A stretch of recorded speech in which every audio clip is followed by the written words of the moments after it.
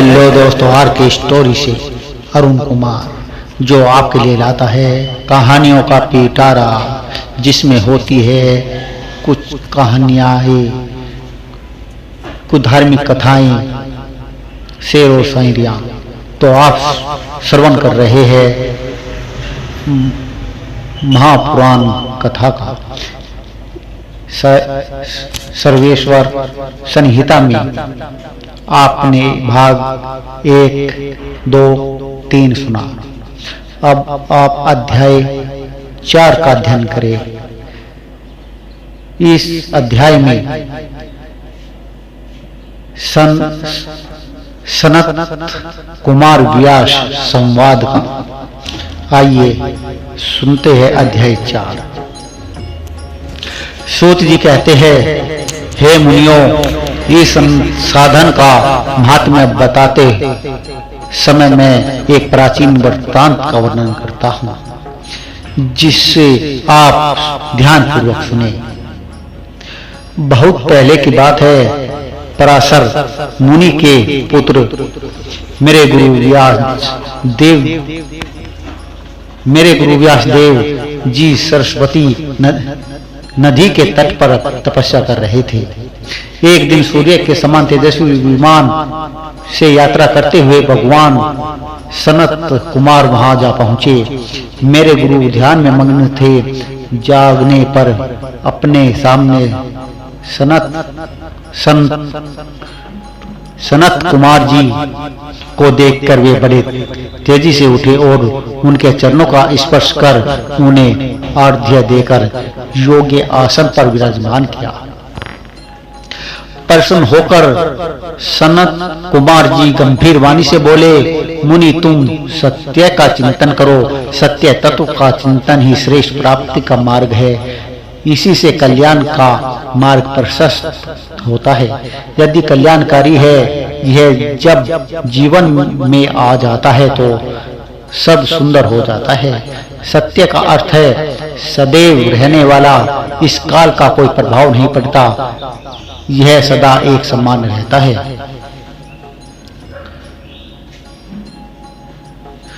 सनत कुमार जी ने महर्षि व्यास को आगे समझाते हुए कहा, महर्षि, सत्य पदार्थ भगवान शिव ही है। भगवान शंकर का स्मरण, कीर्तन और मनन ही उन्हें प्राप्त करने के सर्वश्रेष्ठ साधन हैं। पूर्व काल में मैं दूसरे अनेकानेक साधनों के भ्रम में पड़ा घूमता हुआ तपस्या करने मंदराचल पर जा पहुंचा। कुछ समय बाद महेश्वर शिव की आज्ञा से सबके साक्षी तथा शिवगणों के स्वामी नंदिकेश्वर वहां आए। इसने पूर्वक भक्ति का साधन बताते हुए बोले, भगवान शंकर का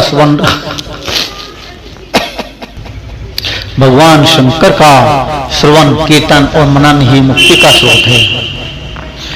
यह बात मुझे स्वयं देवाधिदेव भगवान शंकर ने बताई है। अतः तुम इन्हें साधनों का अनुष्ठान करो। व्यास जी से ऐसा कहकर अनुगामियों सहित सनत कुमार ब्रह्म धाम में चले गए। इस प्रकार इस उत्तम वृत्तांत का संक्षेप में मैंने वर्णन किया है। ऋषि बोले, सूत जी, आपने श्रवण, कीर्तन और मनन की मुक्ति का उपाय बताया है, किंतु जो मनुष्य इन तीनों साधनों में असमर्थ हो वह मनुष्य कैसे मुक्ति हो प्राप्त कर पाता है? किस कर्म के द्वारा बिना यत्न के ही मोक्ष मिल सकता है? इस अध्याय 5 में शिवलिंग का रहस्य एवं महत्व बताया गया है।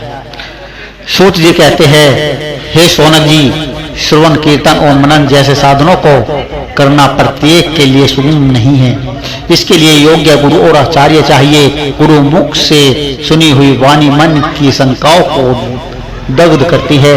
गुरु मुख से सुने शिव तत्व द्वारा शिव के रूप, स्वरूप के दर्शन और गुणानुवाद में रसानुभूति होती है। तभी भक्त कीर्तन कर पाता है। यदि ऐसा कर पाना संभव न हो तो मोक्षार्थी को चाहिए कि वह भगवान शंकर के लिंग एवं मूर्ति की स्थापना करके रोज उनकी पूजा करे। इसे अपनाकर वह इस संसार सागर से पार हो सकता है। संसार सागर से पार होने के लिए इस तरह की पूजा आसानी से भक्ति पूर्वक की जा सकती है।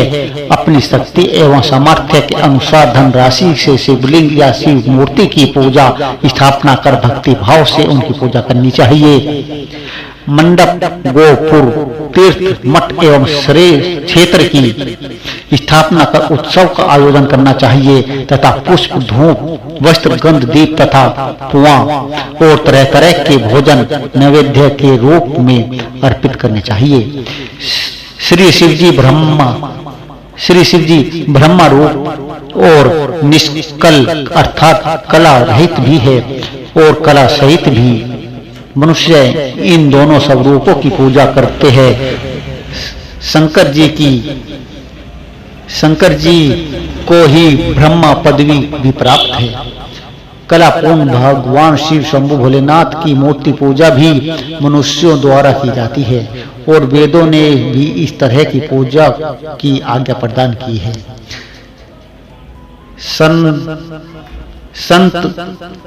संत कुमार जी ने पूछा, हे नंदीकेश्वर, पूर्व काल में उत्पन्न हुए लिंग बेर अर्थात मूर्ति की उत्पत्ति के संबंध में आप हमें विस्तार से बताइए। नंदीकेश्वर ने बताया, मुनीश्वर, प्राचीन काल में एक बार ब्रह्मा और विष्णु के मध्य युद्ध हुआ तो उनके बीच स्तंभ रूप में शिवजी प्रकट हो गए। इस प्रकार उन्होंने पृथ्वी लोक का संरक्षण किया। उसी दिन से महादेव जी का लिंग के साथ साथ मूर्ति पूजन भी जगत में प्रचलित हो गया। अन्य देवताओं की साकार अर्थात मूर्ति पूजा होने लगी जो कि अभीष्ट फल प्रदान करने वाली थी, परंतु शिव के लिंग और मूर्ति दोनों रूप ही पूजनीय हैं।